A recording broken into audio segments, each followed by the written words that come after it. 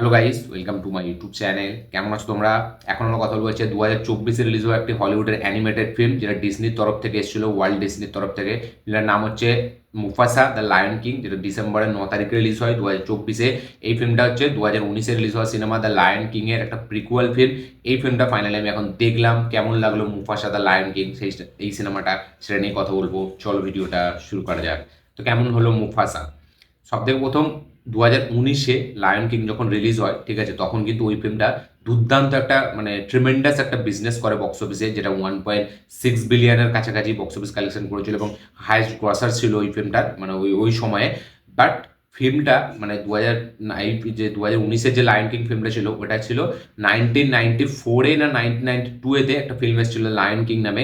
সেই ফিল্মটার direct remake film ছিল, same নাম সেম ফিল্ম ছিল হচ্ছে 2019-এর লায়ন কিং। এবং ফিল্মটা দুর্দান্ত বক্স অফিস কালেকশন করে। ফিল্মের মধ্যে ইমোশনগুলো সেগুলো দারুণভাবে ওয়ার্ক করেছিল। ফিল্মের মিউজিক এবং ডিসনি সিনেমা মানে আমরা সকলেই জানি যে মিউজিক তো থাকবেই, মিউজিক্যাল ফিল্মই তারা বানায় সবসময়। ওই ফিল্মটার ইমোশনগুলো দুর্দান্ত ওয়ার্ক করেছিল, যে বাবা ছেলের মধ্যে যে একটা ইমোশন বা এই ফ্যামিলির যে ব্যাকগ্রাউন্ডটাকে যেভাবে একটা অ্যানিমেটেড মুভির মাধ্যমে তুলে ধরেছিল এই বাঘের মধ্যে দিয়ে, সেটা কিন্তু দুর্দান্ত ওয়ার্ক করেছিল এবং বিগ স্ক্রিন এক্সপিরিয়েন্স ছিল ফিল্মটা, মানে লায়ন কিং ফিল্মটা। তাই জন্য এই ফিল্মটার, এই যে মুফাসা দ্য লায়ন কিং, এটা নিয়েও কিন্তু বিশাল লেভেলের একটা অ্যান্টিসিপেশন ছিল, কারণ ওই ফিল্মটা ওই লেভেলে বক্স অফিস কালেকশন করেছিল। মুফাসা দ্য লায়ন কিং ফিল্মটা হচ্ছে সিম্বা, যেটা হচ্ছে লায়ন কিং আমরা দেখেছিলাম, সিম্বার যে ক্যারেক্টারটা, তার যে বাবা, যেটা হচ্ছে মুফাসা, যেটা শাহরুখ খান ভয়েস দিয়েছে। তো এই মুফাসার জার্নিটা আমরা এই ফিল্মে দেখতে পেতে চলেছি, মুফাসা the Lion King A. Basically এটা একটা প্রিকুয়াল ফিল্ম। এবার এই ফিল্মটা কেমন লাগলো, এক কথায় যদি আমি বলি, এই ফিল্মটা কিন্তু লায়ন কিং এর মতো হয়নি, বাট ফিল্মটা কিন্তু কোথাও খারাপ মনে হয় না। ফিল্মটা ফার্স্ট টু লাস্ট খুবই এঙ্গেজিং ওয়েতে চলতে থাকে। ফিল্মের ক্লাইম্যাক্সটা একটু আমি হালকা বলবো নেগেটিভ আছে, ক্লাইম্যাক্সটা খুব হুট করে শেষ হয়ে যায় এবং ক্লাইম্যাক্সটার মধ্যে সেই জিনিসটা নেই যেটা আমরা দেখতে মানে চাইছিলাম, যে দুটো দলের মধ্যে লড়াই হবে, বাট সেইটা কিন্তু কোথাও ভাবে সেইভাবে ফুটে উঠে আসেনি।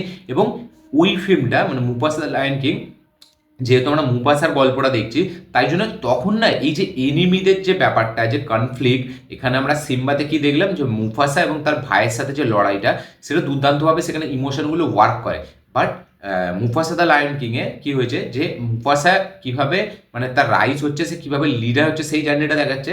তাই জন্য সেইখানে যে একটা অন্য অ্যান্টাগনিস্টদের সাথে তার যে লড়াই, সেই লড়াইটা না কোথাও গিয়ে আমাদের সাথে হেভি মনে হয় না, কোথাও গিয়ে হেভি যে কনফ্লিক্টটা দুজনের মধ্যে, সেটা কোথাও গিয়ে ডেডলি মনে হয় না, বা সেটা কোথাও গিয়ে হেভি হিট করে না। ক্লাইম্যাক্সটা হুট করে শেষ হয়ে যায়।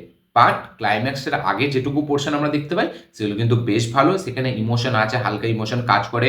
ফিল্মের মিউজিক খুব সুন্দর, ব্যাকগ্রাউন্ড মিউজিক দারুণ। এবং ফিল্মের যে একটা মানে কি বলবো, একটা যেভাবে স্টাইলাইজ ওয়েতে ফিল্মটাকে বানিয়েছে, মানে একটা অ্যানিমেটেড ফিল্ম হলেও সেটাকে যেভাবে বিগ স্ক্রিন একটা এক্সপিরিয়েন্সের যে একটা ঝলক, এই যে মানে একটা মিউজিক, এরকম লেভেলের একটা ওয়েস্টার্ন মিউজিক যেভাবে তারা দিয়েছে, তার পাশাপাশি যেরকম মানে কি বলবো, এই যে ভাই মানে একটা অনাথ, ঠিক আছে, তাকে কিভাবে একটা অন্য ছেলে নিজের ভাইয়ের মতো মানে লালন পালন করছে, কিভাবে তাকে নিচ্ছে, এবং একটা টাইমের পরে গিয়ে সে যখন ধোকা দিচ্ছে।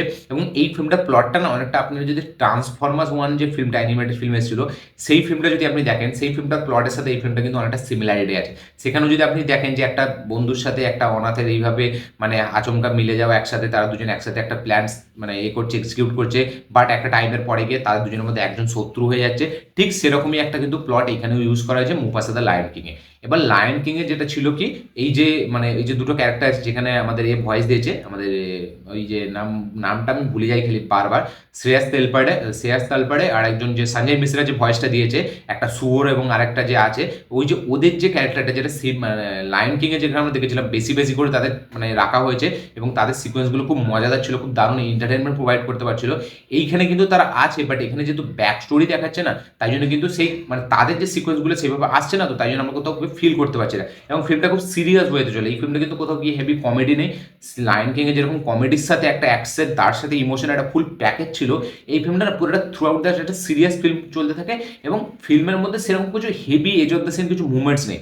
লায়ন কিংয়ে যেমন একটার পর একটা দারুণ দারুণ মুভমেন্টস ডিজাইন করা হয়েছিল, এই ফিল্মটা কিন্তু সেরকম নেই।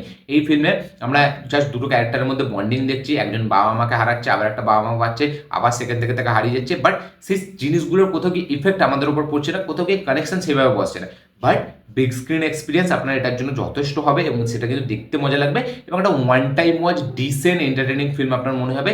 লায়ন কিং এর মধ্যে একটা আইকনিক ফিল্ম এটা হয়ে ওঠেনি, তাই জন্য কিন্তু এই ফিল্মটা সেরকম বক্স অফিসে করতে পারেনি। ফিল্মটা অনেক জায়গায় ফ্ল আছে, রাইটিংয়ে খুব দারুণভাবে মানে ফ্ল আছে, নেগেটিভ আছে, ওই জন্য কিন্তু ফিল্মটা সেইভাবে মানে রাইটিংটা যদি আপনি দেখেন থ্রু আউট অন পেপার, সেটা কিন্তু খুব একটা হেভিভাবে প্রেজেন্ট করেনি যে একটা মানে বাচ্চা ছেলে যেরকম হারিয়ে যাচ্ছে, সে একটা অন্য জায়গায় যাচ্ছে এবং সেখান থেকে সে কীভাবে রাজা উঠছে। বাট এই যে জার্নিটা, সেখানে যে প্রেজেন্টেশন দরকার সেটা কিন্তু খুব একটা হেভিভাবে এখানে করা নেই, ঠিক আছে। এবং মানে আমি কি বলবো যে সিনগুলোকে যেভাবে লেখা হয়েছে না, সেগুলো কিন্তু অতটা ইফেক্টিভ মনে হয় না। সিনগুলো কোথাও কি আপনাকে হেভিভাবে মানে দারুণ কিছু সারপ্রাইজিং কিছু মুভমেন্টস দেবে না, বা এখানে যে ভিলেনের যে ক্যারেক্টারটা তাকে যেভাবে লেখা হয়েছে, সে দেখাচ্ছে এত ডেডলি, সে বিশাল কিছু করতে পারে, বাট ক্লাইম্যাক্সে গিয়ে সে যখন লড়াই করছে না, সেই লড়াইটা যেন কোথাও কি হেভি মনে হচ্ছে না।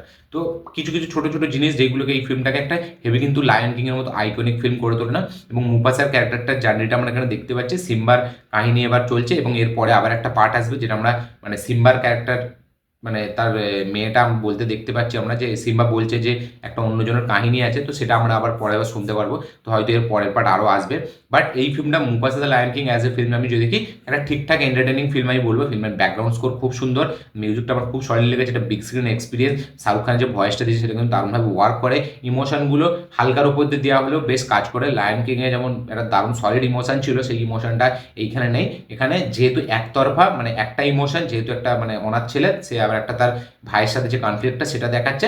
বাট লায়ন কিং অনেকগুলো ইমোশন ছিল, একটা বাবা ছেলের ইমোশন, একটা মানে কি বলবো, একটা বাবা, এটা মানে বন্ধুর ইমোশন, সেই সবগুলো ছিল, তাই জন্য অতটা ওয়ার্ক করেছিল।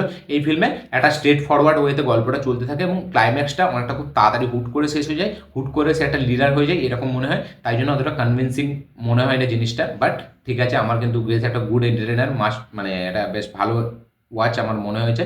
আপনারা যারা লায়ন কিং দেখেছেন, মুফাসা দ্য লায়ন কিং, তারা অবশ্যই কমেন্টে লিখে জানাবেন আপনাদের কী বক্তব্য, কী মতামত, কী রিয়াকশন। যারা এখন দেখেননি, দেখবেন ভাবছেন, তারা অবশ্যই একবার চেক আউট করুন। ফিল্মটা কিন্তু ভালো লাগবে, কোথাও কি খারাপ মনে হয় না। আমি ফিল্মটা লায়ন কিংয়ের তুলনায় অনেক নিচে রাখবো, বাট ফিল্মটা কিন্তু কোথাও কি খারাপ মনে হয় না। আমার কিন্তু দারুণ লেগেছে ফিল্মটা, মানে দারুণ বলতে কি একদম লায়ন কিংয়ের মতো লাগেনি, বাট ঠিকঠাক বেশ ভালো একটা ফিল্ম মনে হয়েছে। আপনাদের কী বক্তব্য, কী রিয়াকশন অবশ্যই কমেন্টে লিখে জানাবেন। ভিডিওটা ভালো লাগে থাকলে লাইক শেয়ার কমেন্ট করে দেবেন। চ্যানেলটি নতুন হলে চ্যানেলটিকে সাবস্ক্রাইব করবেন, বেল আইকনটি প্রেস করতে ভুলবেন না। দেখা হচ্ছে পরের ভিডিওতে, ততক্ষণের জন্য।